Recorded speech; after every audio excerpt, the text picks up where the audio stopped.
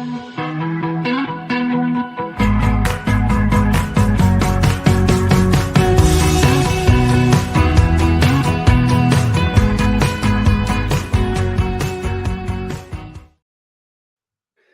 and welcome to Nolan Financial Radio. My name is Chris McKinney from Nolan Financial Partners. If you'd like more information about what you hear during our show today, give us a call at 719-210-4242 or visit us online at nolanfinancialpartners.com. And while at our website, click on the radio page, check out our past shows, and subscribe to our program on Apple Podcasts, Spotify, or Amazon Music. So during today's show, we're going to take a deep dive into annuities and highlight both their pros and their cons, and the fact that while they might be an ideal fit for some financial strategies, they may not be the right move for you, but they might be the right move for you. So we're going to go into those and figure all those things out. But before we get into this, let me introduce you to my co-host, Tony Shore, who has far more pros than he does cons. Well, oh, Chris, I don't know about that. I'll take it though. I'll take that. Thanks for the kind words. Oh yeah, that's good. Everybody comes with their own pros and cons, I guess, right? Even us as individuals. That's right. Because sometimes I'm a good listener and sometimes I'm not. Let's get Tara in here to confirm that. That's what I'm talking about. She'll let you know when you're not being a good listener, probably. I'm a really good listener in the office. At home, not so much. You have selective hearing. I like that. We all do. We all do. Sure.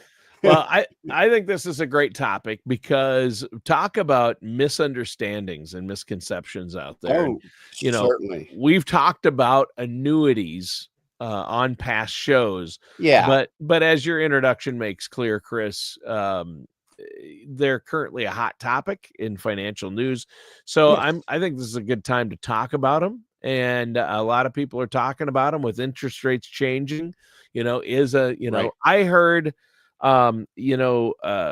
independent advisors like yourself can look at a lot of different options across the board. That's right. And I heard about a company that's offering a 10-year annuity. I think it's a MYGA, multi-year guaranteed annuity at 5 or 5.5%. Wow. For 10 years. And the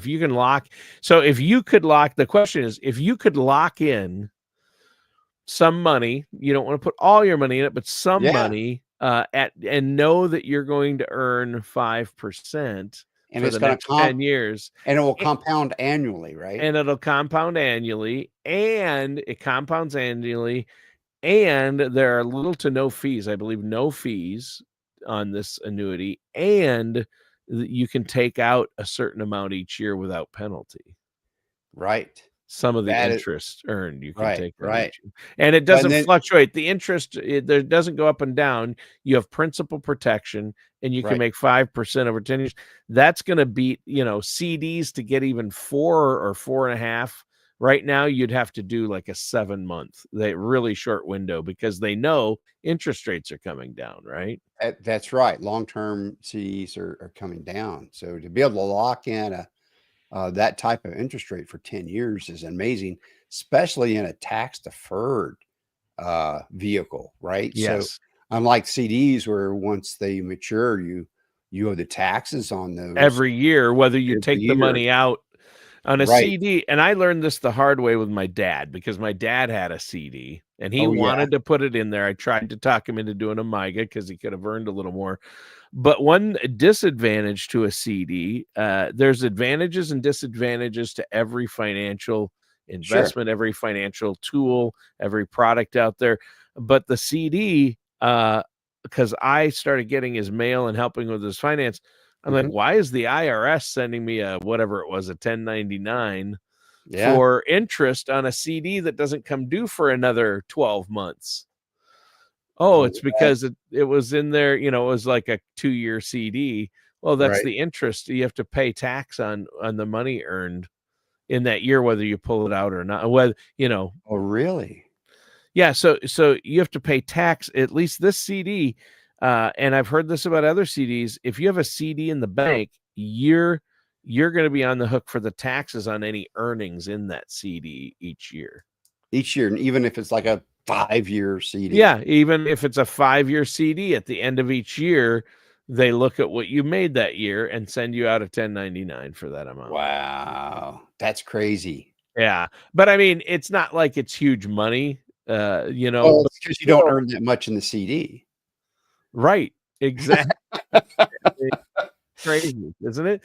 So it adds to your earned income, you know what I mean? It adds to your annual adjusted gross income, so it, you know, it's gonna raise how much you owe in taxes. That's crazy. That's right. Yeah, so large sums in a CD would create a lot larger havoc. That you don't want to ever put large sums in a CD. because that's what it would do is it creates chaos with your taxes. Yeah. And then they're still paying the taxes on it anyway. And then if you're going to keep, if you're going to buy a 3-year CD, you might as well put it into something that's deferred and paid taxes. So unlike the CDs, so even after the annuity matures, say it's a 10-year CD, like you mentioned, 11th year, you don't start paying taxes until you actually pull the money out. Right. Until you have the money. To pay taxes on money you don't have access to is infuriating. And I was not happy when I learned this.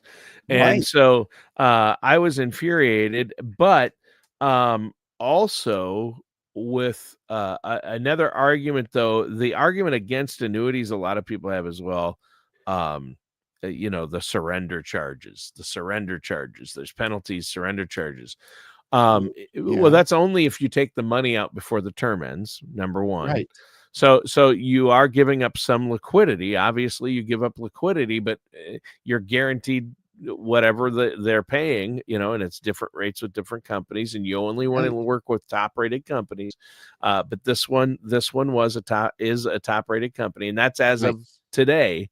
Somebody just was looking at the current offerings, and that's as of today. From one of the top-rated companies. I think the Gradient Insurance Brokerage works with a number of big insurance firms, and that's one of the firms they work with. Like, I don't know, it was Northern Insurance or North American or whatever it was. They have that offering, but the penalties. People argue, well, annuities, their surrender charges. Well, guess what? If you pull the money out of a CD before the term ends, there's a penalty. So it's the penalty, and it's about the same. It can vary. Some annuities can be more than a CD. Some CDs can be more. So you have to look at all the moving parts, don't you? I mean, that's right. But let's walk through how annuities work in real life. So annuities work in real life. What we do is we like, let's take that 10-year CD. So, or 10-year annuity. And so what it is, you put the money into the annuity and then you sign, it's basically a contract. I'm going to give you this money to the annuity company, and then the annuity company is going to give me some guarantees. Now, some of the guarantees will often include the capital will never go down, lose value at all. And that there's some kind of crediting strategy for the funds that we put in, and that crediting strategy is how we get the money. Now, sometimes the crediting strategy can change on an annual basis. Right before you hit your anniversary, your annual anniversary, they will send out a letter saying, do you want to keep your your crediting strategy the same, or do you want to move to one of these others that are available? So that happens. So you can change how their crediting strategy puts money into the account. And then usually there is a free withdrawal that you mentioned that can range from 5% up to 10%. Sometimes it doesn't start in the first year. It doesn't start till the second year. But if you're putting money into annuity, if you can't wait a year for it, then please don't put it in annuity. It needs to be in your savings account, because you're going to need to spend that money, right? So annuities are for kind of a longer term outlook. That's kind of what they're designed for. They're designed to have that tax deferral. So they act just like any kind of IRA or Roth, if you pull it out before 59.5, there's a 10% penalty, right? Yeah. And so, but after that, there's no penalty from the IRS. Yep. You pull it out, and then they see how they charge you only on the gains.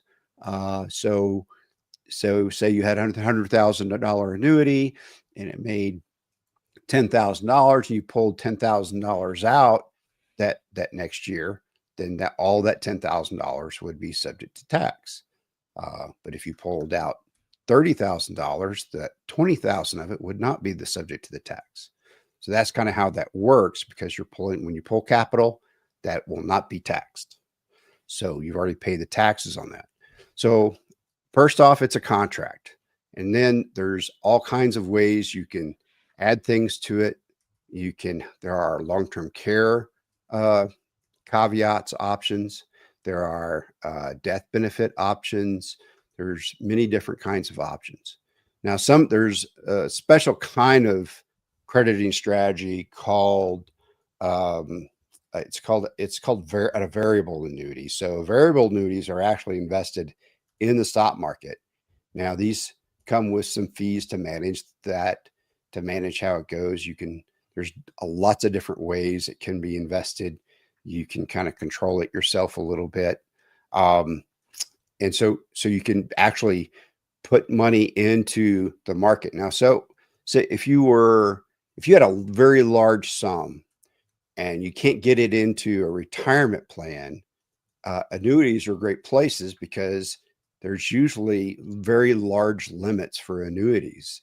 So you can get it in there to defer those taxes, because you're not planning to use that money for a while and you want to grow tax deferred.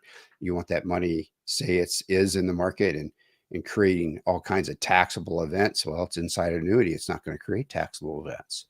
So if you have a really large sum, that's a really great place to use an annuity as kind of what we call a wrapper around something that's in the market. So there is that option. Now, the crediting strategies that have a guaranteed floor, they don't go in the market. There's just a crediting strategy.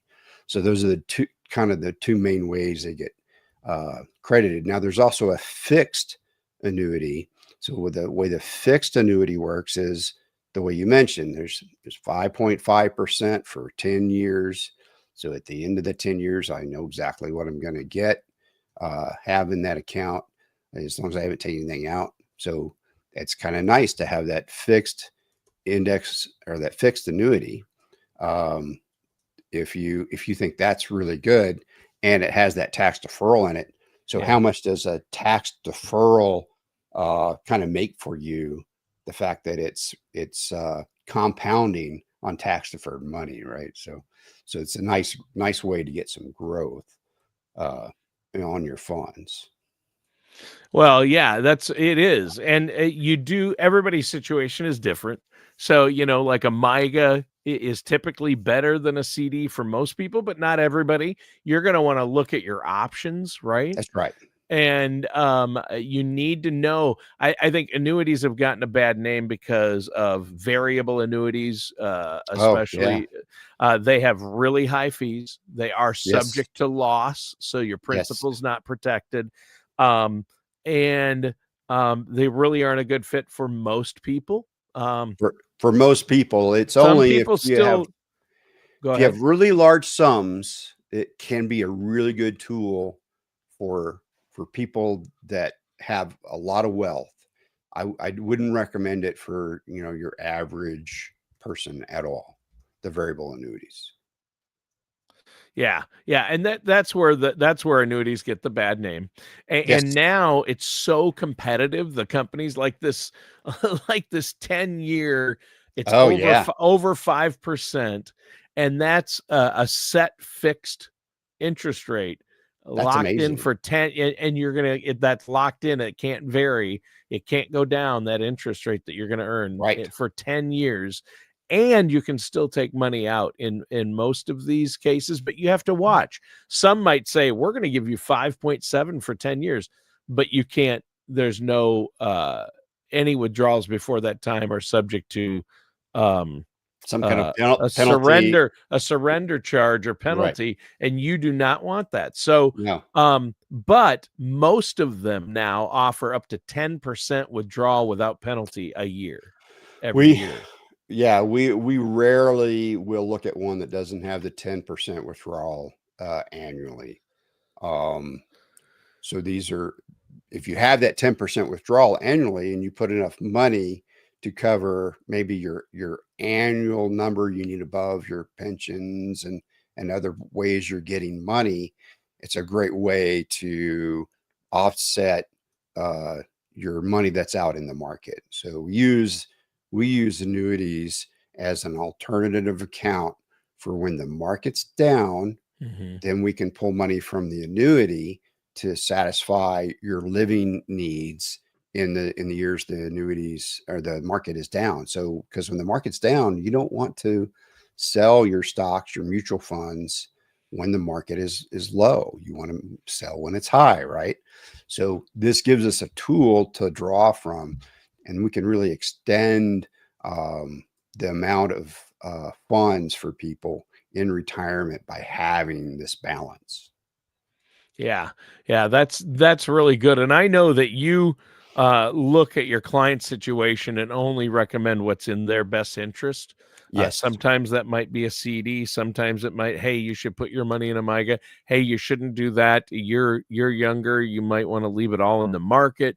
And you're never going to say put all your money in annuity. That's No. never a good idea. Or it's rarely a good idea for most people as they get older to leave all their money at risk too in the market. So there's often a balance. It depends on your longevity and your time horizon. There's so many factors that play into this, aren't there? Right, there is, because you need flexibility with some funds. You don't need flexibility with other funds.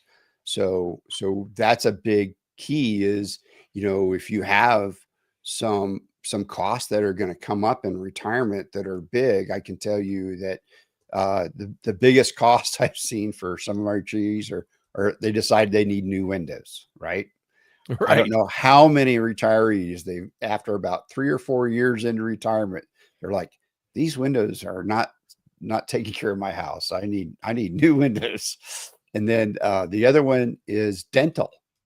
So our teeth start keep getting worse in retirement for some reason. Sure. Yeah. And I had one client that had a bill of $27,000, and I was like, I don't know what to tell you. So we had some flexibility in with their plan, and so we were able to have the money that they needed, because that's how we build a plan. You have flexible money, you have money that's kind of locked up, so you can get guarantees on it, and then you have the flexible money. So you have both, because you're going to need that, and you don't want to put a dental bill on a credit card and have to pay that out at above 20% interest. So you want to have your money when you need it.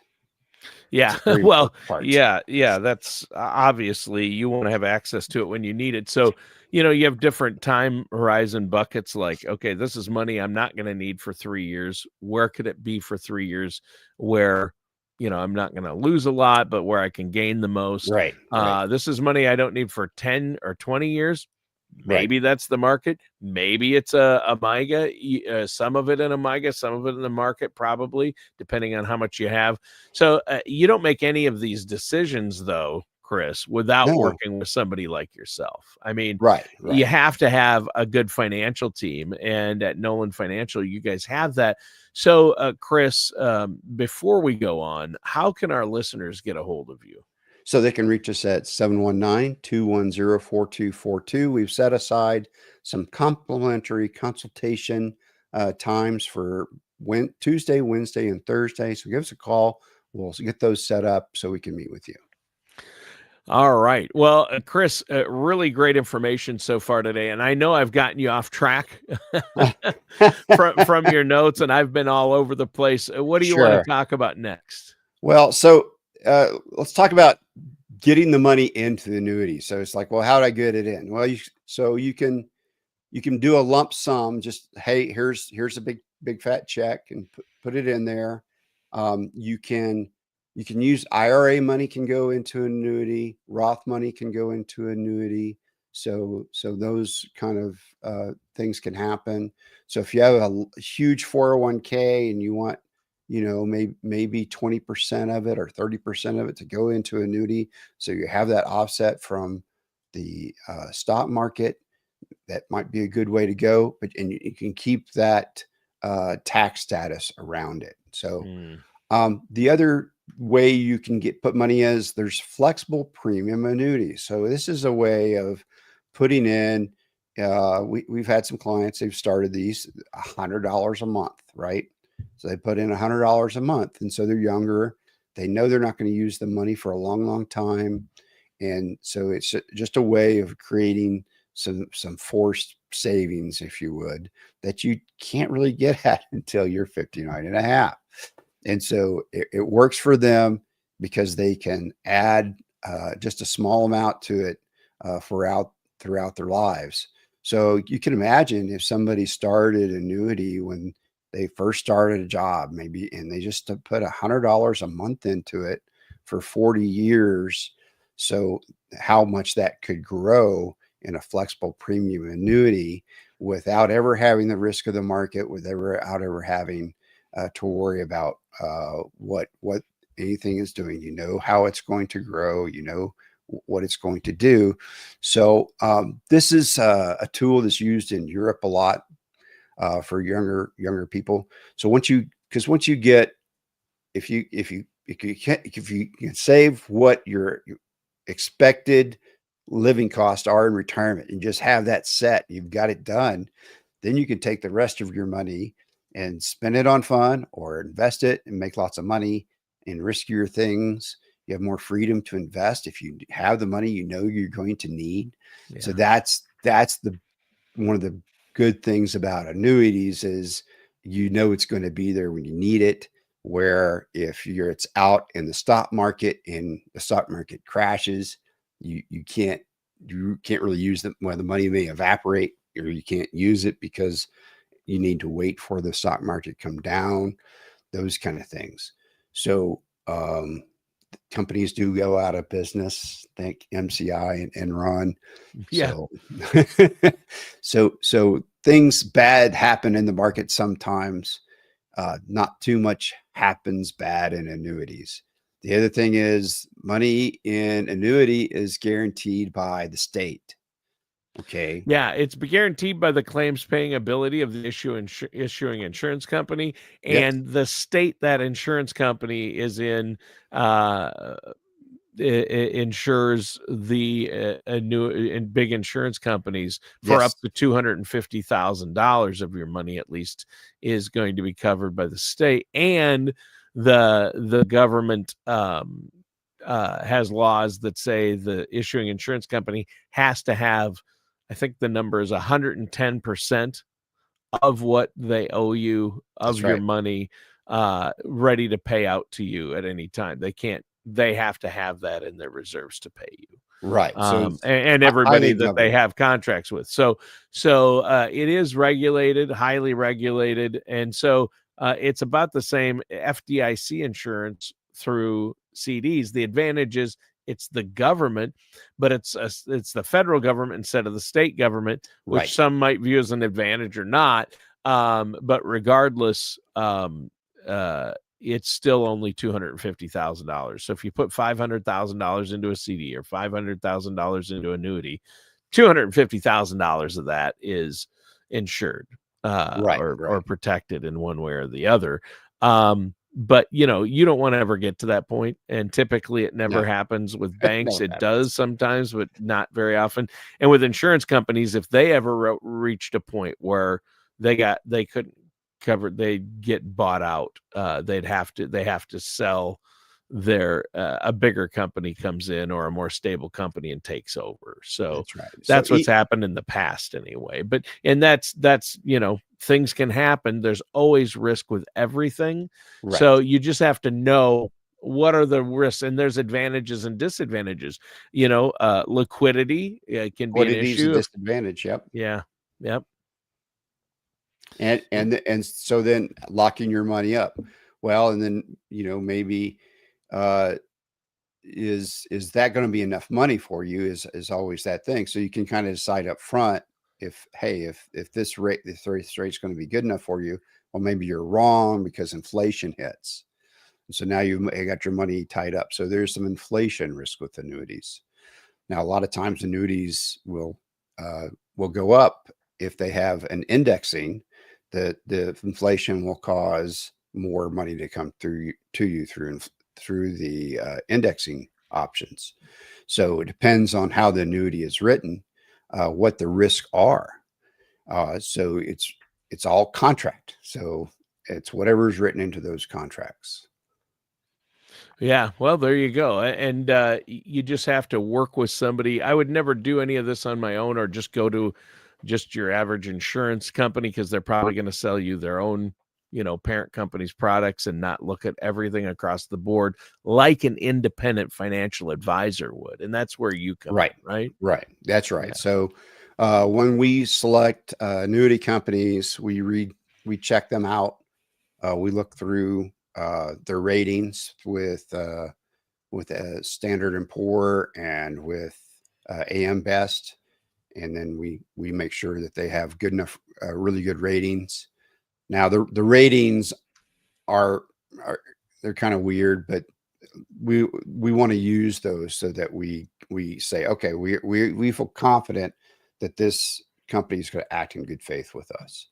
And then we read through the contracts that we're going to have the client sign, so that we know what's in those contracts and how it's going to affect their retirement. Because if there's something in there that's not right for them, then we won't let them use that contract. And so we steer people toward companies that fit what their desires are for those funds. It's really, we want to keep the money in control of our clients as much as possible. So those are the kind of contracts we look for, that gives the most flexibility in getting the money out when you want it. And then also having that tax deferral, so you're not paying taxes when you don't want to. And then the flexibility of how you take it. So some companies will make you take the money in one lump sum each year when you start withdrawing. Well, a lot of people don't like that. They're used to that monthly cycle. So we make sure that, oh no, this company will let you pull monthly. So it'll be just like your salary. So you can pay monthly bills. That's how you want your money to come to you. They can do that. So there's a lot of different features that these contracts offer. So the main thing we want to do is make sure it's the right fit for our clients. Yeah, I think that's important. And I know that everybody's situation is different. So for our listeners out there, you gave us a lot of great information about annuities and how they work, and talking about the different pros and cons to different things. Asset allocation, where your money is at and how it's working for you, is so important. Let our listeners know how they can set up that consultation to get a plan in place so you can help them make the right decisions. Call us at 210-4242. We can set up that complimentary consultation. We have appointments available for that. We set meetings aside, some time aside for those. Give us a call, 210-4242, or check out our website, nolanfinancialpartners.com, so you can learn more about us. You can listen to some of our past shows if you'd like. But give us a call and we'll set that complimentary consultation up. All right, and that does it for today's episode of Nolan Financial Radio with our host, Chris McKinney. Join us again soon. Take care, and we'll talk to you again.